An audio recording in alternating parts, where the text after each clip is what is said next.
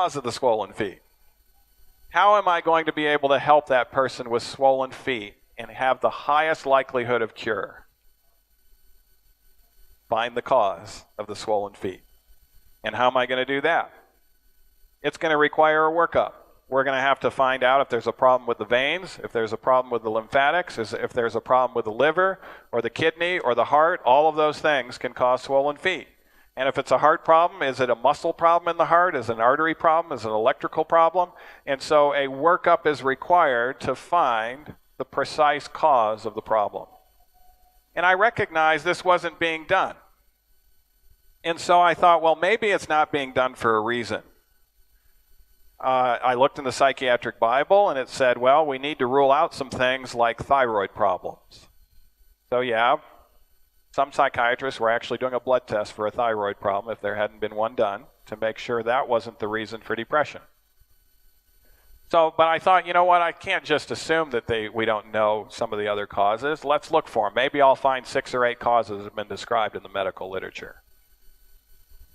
And I'll just tell you, I began to get depressed myself when I had listed cause number 71 and still wasn't through. The medical literature had it. No one had just put it together before. And when I got to cause 71, I had to analyze what I had done at that point. I don't know why it was, but getting over the number 70 and realizing, hey, I might only be halfway done, I started to analyze it, and I've realized that most of those causes fell into one of 10 categories. And then I realized that it's not just one of those categories that causes depression. The brain is pretty resilient. When I was studying my patients, I noticed that there was usually 4 categories of causes involved before the individual went through depression or anxiety. And that also tells you how wonderfully creative our Creator has been in creating this brain that can withstand all sorts of assaults and not have depression and anxiety. But once you get the 4th category of assault in, that's when you're going to end up going over the edge and suffering from that. So I searched the medical literature, causes, and these, although myriads of causes, well over 100 is what I ended up finding. I haven't been to the ABC to know if the book is sold out yet, but Depression: The Way Out goes over those, and it goes into the 10 categories. But mention usually 4 categories or more combined. So let's, as the second half of this presentation is concerned, it may be more than we might have already gone more than halfway. But I think it's good for you to know the 10 hit categories. That's what we call them, hits or blows to the brain that can bring about depression. The first cause that's mentioned in the medical literature is genetic. Now, this is one that is often way overdiagnosed. But I've been in too many offices where the doctor states this: you were born with a genetic flaw. Your mother had depression. Your grandmother had depression. You were born with this genetic flaw, so you must take this medicine for the rest of your life to try to correct the chemistry that's been produced by bad genes. Now, here's what's false about that statement. Genetics is never enough to cause depression or anxiety by itself. It's a cause. It's one that we need to know about. But remember, how many categories of causes? 4. Genetics is never the sole cause. And this is something that I've even had to teach physicians. A couple of years ago, I was asked to speak in Germany to a whole group of psychiatrists, and there were some psychologists there as well. But Germany was having an entire summit on depression. And I was at a little bit of disadvantage. I must admit, I don't speak German, and I don't even speak Afrikaans, so I can't even understand some German. I was the only non-German speaking presenter that was there, so I had to go through a translator. And I was also the only non-psychiatrist presenter that was there. And the talk that I was giving was called Lifestyle Treatments for Depression. And at first I thought, you know what, I don't even understand their language. I won't show up until it's time for me to speak. But then I thought, well, maybe I ought to be there an hour ahead of time just to get a flavor of this group. And there was a psychiatric geneticist who was going over the 22 different genes that have been discovered that are associated with depression. And after this psychiatric geneticist gave this wonderful lecture on the genetics of depression, how do you think that medical audience responded to that?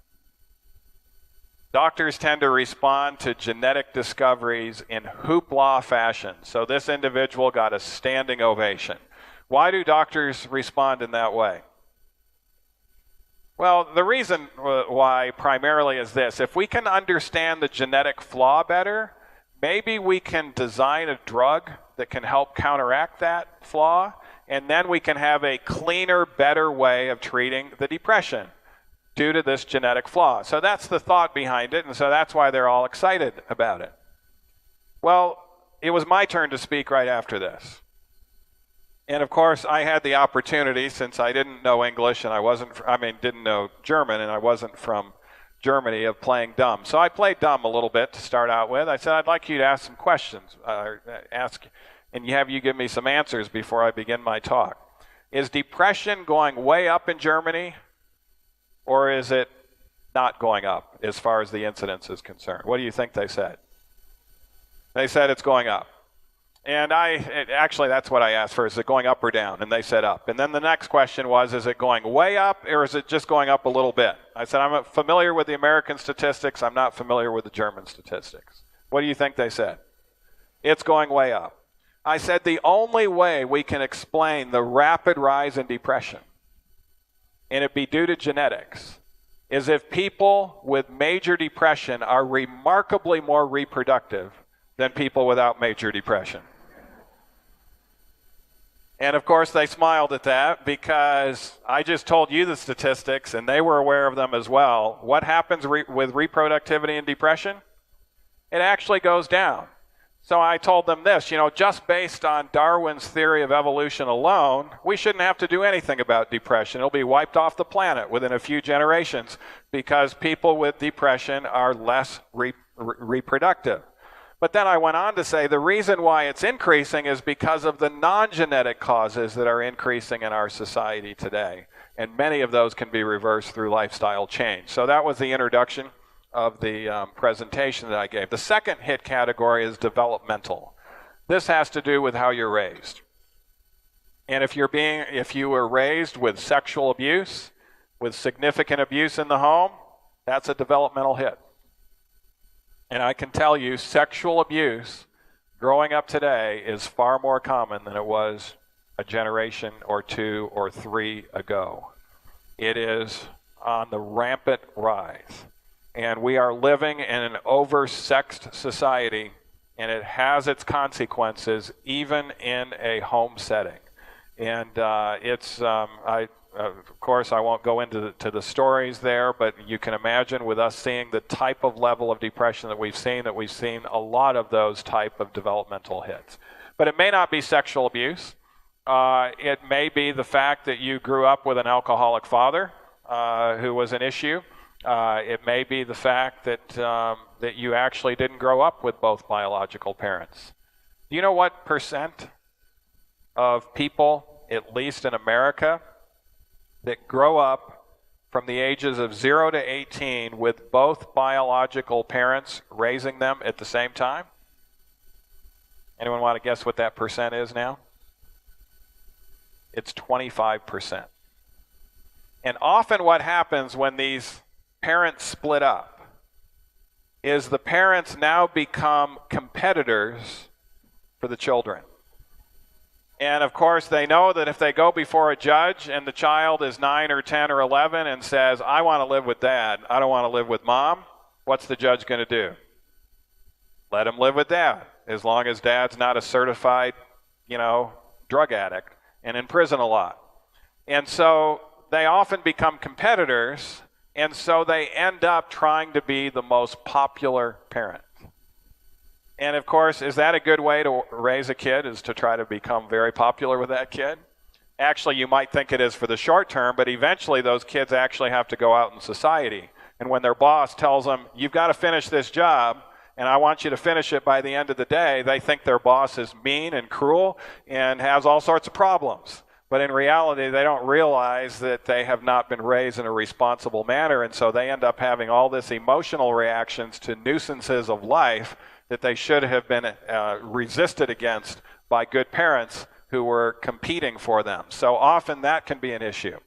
The third one, and we won't go into all the developmental hits, but let's just cover some of these main characteristics. The third one is what I call lifestyle hits. You have a lifestyle hit if you're not on a regular aerobic exercise program. Exercise works as good as medicine for the depression as well as anxiety, but you have to become fit. It takes some time, but it does actually work better than Zoloft, and the effects of it last longer. And so being fit is important.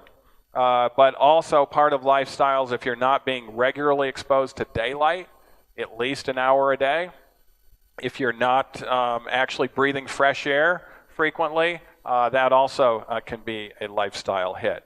The fourth one is actually probably even more common than the first three. This one we tend to see very frequently. It's called the circadian rhythm hit. And we all have a circadian rhythm, but it turns out depressed people tend to have a greater circadian rhythm hit because most of them end up becoming nighttime people. It turns out when you have depression, you will actually feel better when you're a little sleep deprived. You'll feel more socially connected. And this is what's happening in our colleges and universities, is that many of our college students begin their parties at 1 o'clock in the morning. Why do they do that? That was never heard of a generation or two ago. The reason why they do it is sleep deprivation actually makes them feel better, more socially connected, less depressed. The problem is they eventually have to go to sleep. And when they do, how do they wake up?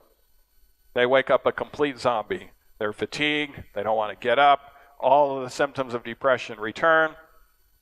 And the solution to the circadian rhythm is not to be sleep deprived.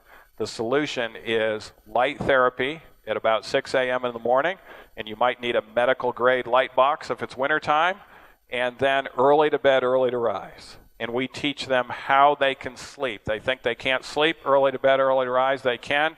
And within 7 days, we'll take all of our depressed people, which most of them are nighttime people when they're coming in, but within 7 days, they wake up refreshed, rejuvenated, ready for the day, and they become daytime people, and by 9:30 they're ready to hit the sack and they go to sleep right away. But that's how quickly a person can turn over. Often people that describe themselves as nighttime people, they think it's somehow genetic in them. It's not genetic. Anyone who's a nighttime person actually can become a daytime person, and early to bed, early to rise is what the brain prefers. Addiction. This addiction might be alcohol, it might be tobacco, it might be non-substances. Often it's benzodiazepines or narcotics. We have a lot of people that come on pain medicine routinely or actually addicted to it. By the way, in regards to pain medicine, studies show if you have chronic pain and you are strung out on pain medicine, if you go through a program to get off your pain medicine, even if nothing is done about the source of your pain, you will end up having no more pain than you did on pain medicine. The difference is that your frontal lobe is now enhanced, and so you'll be able to cope better with the pain. Narcotics and pain medicine were given for short-term pain, like having an operation or surgery or in a short-term acute type of accident. But when you use them chronically, you end up building up a tolerance to the point where if you don't get the pain medicine, your pain level severity is much more severe than it would have been had you never been put on the pain medicine.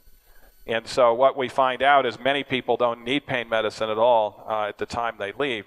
But in regards to non-substance addictions, gambling problems have become much more prominent. There's all sorts of sex addictions that are out there. Pornography is one of those addictions that actually does decrease the frontal lobe of the brain significantly. And so there's all sorts of non-substance addictions that could potentially be a source. And no matter what the source of addiction is, if you have one, it's an addiction hit. And if you have, then you would only need 3 other hits before you end up with depression or anxiety. The 6th one is also very overlooked. It's called nutrition hits. I want to speak a little bit more about this in a little bit because it is important. The 7th are toxic causes. It could be arsenic, it could be lead, it could be mercury. By the way, one of the most common sources of arsenic today, anyone know? Chicken. Yeah, chicken and arsenic. It's a major problem. So the white meat eaters often have arsenic toxicity. It's not just water. A lot of people think it's just contaminated water that has it. By the way, if you want to look at a good nutrition source that's also very entertaining, it's about a 5-minute video produced every day, and you'll actually see the peer-reviewed journal. It's called nutritionfacts.org. Look up arsenic and chicken. There's several videos on that, and they'll go through all of that issue. But more common than those is mercury, and we'll talk about that in a little bit. Social or complicated stress or grief. Now, often, as I mentioned, everyone with depression has a social complication, but not everyone has a social cause. We actually give a test, a screening test. It makes my visit a lot more efficient. You take a rather prolonged test to see which hits are active in you. And often people think it's their social life that's causing their problem, and it's not that at all. It's the other things. And once we clear up those other things, the social problems vanish. But if it is a social problem that's causing it, we want to find out about that as well so that we can give the correct counseling. Medical conditions. We mentioned thyroid, lupus. It could be a stroke in the frontal lobe. It could be multiple concussions. Head injuries. This is one of the reasons football players and boxers and those sorts of things, the UFC fighters. By the way, this UFC fighting, in America, it's taken off, and it's alarming because studies show in any UFC event, 1 out of 3 times, that individual, the event ends because the individual has undergone a head concussion, the person that loses. And head concussions are serious things. And when you have 2 head concussions, your risk of depression for life goes up in a rampant manner. And it's just enough for one hit, but many people are running around with other hits. And then when they get that head trauma, it takes them over the edge. And it is you do want to protect your head. Don't think it's not an issue in regards to head trauma, because it is. And the 10th hit category are frontal lobe hits. Now, frontal lobe has to do with things related to spirituality, morality, and the will. And are you regularly reading your Bible and actually analyzing Scripture with Scripture? That's a frontal lobe advantage. Are you listening to good music that helps the frontal lobe? Or are you immersed in Facebook and entertainment television, which actually entertainment television actually is a threat to the frontal lobe? Or are you listening to heavy metal music? And so it has to do with entertainment type issues and what you're doing with your free time a lot that is either enhancing your frontal lobe or suppressing your frontal lobe. One of the interesting studies on light, 96 patients were randomized to receive light therapy plus a placebo capsule or placebo light therapy plus Prozac, which is a standard antidepressant, for 8 weeks. Notice the clinical response rate in each group was 67%. So light alone works as good as antidepressants. But further analysis indicated that light therapy provided a quicker initial improvement. In regards to nutrition, omega-3 is crucial. Many people are not eating enough omega-3, and it not only helps depression, it also helps bipolar depression or manic depression. Patients receiving omega-3 supplements had significantly longer period of remission from their illness in the placebo group. Patients receiving omega-3 supplements also displayed considerable improvement on tests assessing levels of depression and other bipolar symptoms. In an editorial, Dr. Joseph Calabrese and colleagues at Case Western Reserve University in Cleveland, Ohio, called the trial a landmark attempt in drug development for bipolar disorder. Thought it was interesting, his phrase, landmark attempt. I would agree with that. Drug development? No. This is not a drug. It's in nature, omega-3. But I think the reason why he called it drug development is simply due to the fact that it had a drug-like effect. You needed far less of the bipolar medicines and their side effects, and the omega-3 was able to help both the depression part and the mania part. And by the way, someone actually did develop a drug utilizing omega-3. If you try to develop a drug and you submit it to a patent office and it's omega-3 and it's been out there in nature, the government will send you a nice letter back saying, sorry, you don't get a patent, prior art. In other words, it's already been there in nature. You're not allowed to patent it. But one company found out a way to patent omega-3, and they patented a mercury removal process from fish oil. It's a 3-step mercury removal process. By the way, don't ever believe there is mercury-free fish oil. There is no such thing in our society because mercury is tightly bound to fish. Some of the supplements will say mercury-free fish because it's not regulated, but if the government were regulating it, they would not allow them to say it. And even this company, by the way, the prescription drug is called Lovesa in the United States. You might have it here in South Africa as well. It's very expensive, but it removes about 98% of the mercury, but not all of the mercury. And the best way, if you want to take omega-3 supplements, the best way is getting from the plants of the waters because you'll have far less mercury than what Lovesa has. It'll be a lot cheaper than Lovesa. Lovesa, being a prescription, is a couple $100s a month to take it. And it'll actually be more effective because you're getting it from the plants of the waters. This shows us the problems with getting it from fish. It's called biomagnification. Whatever is toxic in the water will be concentrated 1,000 to 1,000,000 fold in the fat of fish. And fish are now known to be the most toxic food that you can eat in regards to pesticides and metals and all sorts of things because the oceans have become dumping grounds for industries and all sorts of things. And that gets concentrated in even lakes. And now it's gotten into the rain, even up in the Aleutian Islands in Alaska. And up in the rural Canada streams, we're finding mercury there as well. And it has become a major issue. So 100 years ago, fish was a good way to get your omega-3. It's not a good way to get it now. And our own government is now telling people to avoid fish, limit fish consumption to 1 average size meal per week. And a lot of people are saying, wait a minute, fish has omega-3. Why are we having to limit this?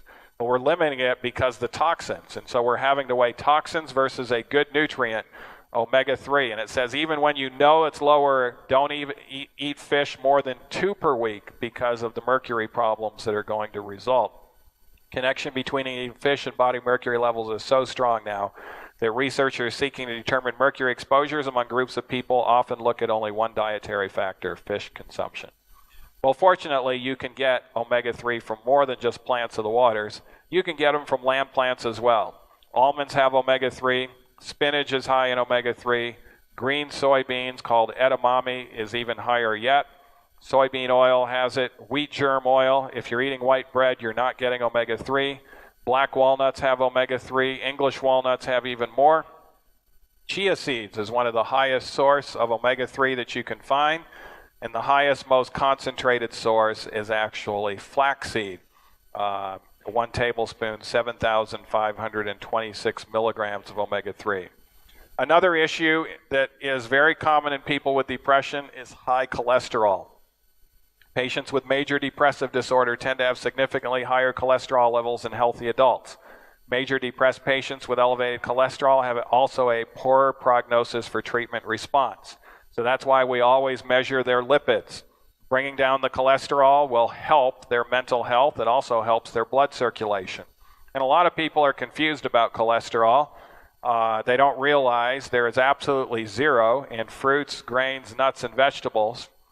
They don't realize also that dairy has some, even skim milk has 4 to 5 milligrams, 2% milk, 18 milligrams, whole milk, 33. The only exception to the animal product rule is egg whites that have no cholesterol, but mayonnaise 8, ice cream 29, butter 31. And notice the egg yolk, 213 milligrams of cholesterol. A lot of people are not aware of this. And they're also not aware of this. They think tuna is part of the plant kingdom and has no cholesterol. Tuna is a fish. Even though it's a clean fish, it has cholesterol, it has a liver, it does make cholesterol, and studies show if you put a plant-based vegetarian on fish, their cholesterols invariably go up. Clams, 57, crab, 64. And a lot of people are confused about this. If you scrape the skin and the fat off the chicken, you'll have 73 milligrams per serving, 76 milligrams for pork, 80 for beef. But if you don't scrape the fat and the skin off the chicken, 82 milligrams. More cholesterol in chicken than in red meat, unless you scrape the fat and the skin off. And even then, you're not really helping it out a whole lot. And then watch out for the seafood. I have people in America who tell me they're on a seafood diet. And I'll ask them, what does that mean? And they'll say, I see food and I eat it. But often they don't have to tell me that. I can tell by looking at them that that's what's happening. But nonetheless, sardines, 120 milligrams. Shrimp, 165 milligrams. Kidney, 329. The organ meats are loaded with cholesterol. Liver, 410. Caviar, 500 milligrams. And if you see anyone feasting on beef brains, you have to wonder about their intentions. 1 3-ounce serving, 1,697 milligrams of cholesterol. Now, we know cholesterol in the diet is not good, but what we didn't know when these statistics came out on how much cholesterol was in certain foods was that some cholesterol in foods is actually more harmful than others. And how this was first discovered was by a group of medical students in New York. They had to publish a study, and so they fed rabbits and monkeys pure cholesterol for a few weeks to see what would happen to their arteries. And within a few weeks, they all began to plug off. They began to get strokes, heart attacks, even before the study was completed. And they came to the cholesterol researcher and said, we came to you to get cholesterol, and this is what's happened. And he said, cholesterol is bad, but it shouldn't have been that bad. And he started thinking about the cholesterol he had given him. The bucket was pure cholesterol, but it had had its lid off. It had been exposed to the air and had become discolored. And he thought, I wonder if it was the oxidized cholesterol causing the problem. So then he fed pure cholesterol that had never been exposed to the air to rabbits and monkeys. And he found out oxidized cholesterol fed to rabbits and monkeys actually produces dramatic vascular damage within 24 hours. Pure non-oxidized cholesterol produced no vascular damage. The pure cholesterol is actually a clear, waxy substance. Then he went the next step, and he said, all right, let's just feed food to the monkeys. So he fed them this article of food, and 24 hours later, he would count the dead cells in the aorta. Again, it doesn't take long for the damage to be done. Anyone want to guess what was the most harmful food to monkeys as far as their blood vessels are concerned? Worse was custards. Now, what are custards? This is where you take milk, eggs, and what else? Sugar, and you mix it up. And if you mix up cholesterol in a sugar environment, you're going to heavily oxidize it. And the most commonly consumed custard in America, I don't know what it is here in South Africa, but the most commonly consumed custard in America, can anyone guess what it might be? Ice cream, that's right. Good old-fashioned ice cream. And fortunately, there are ice creams available now that have no cholesterol. If there's no cholesterol, you don't have to worry about them being oxidized. And there's all sorts of, there's Soy Dreams, there's Tofruity, there's Rice Dream. But one of our board members of Weimar Institute, who's a food manufacturer, recently produced an ice cream that actually is the best ice cream I've ever eaten. In fact, anyone who eats it says this is the best tasting ice cream, better than dairy ice cream. And he actually made it out of a base of oatmeal. It's an oatmeal-based ice cream, has 32 flavors. And when I first tasted it, I said, boy, what are you going to name this? He says, you know, the problem is we can't call it ice cream legally because it has to have cow's milk in it to have that statement there. So a few days later, he called me up and he says, I woke up in the middle of the night and I thought of the name. We can't say it's ice cream. And so that's what it's called. We can't say it's ice cream.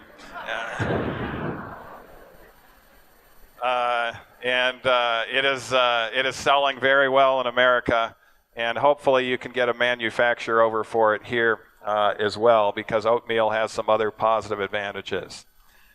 The second worst was pancake mix. What's pancake mix made out of primarily? Powdering the eggs. And the third most damaging was Parmesan cheese. This is where you powder cheese up. You're heavily oxidizing it. And it actually was tied with lard. That's not a misprint. Both of them were tied for the third worst type of cholesterol. But actually, his study actually explained something else.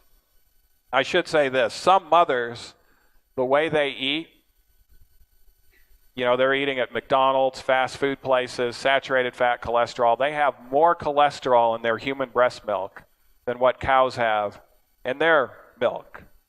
And there was a study done a few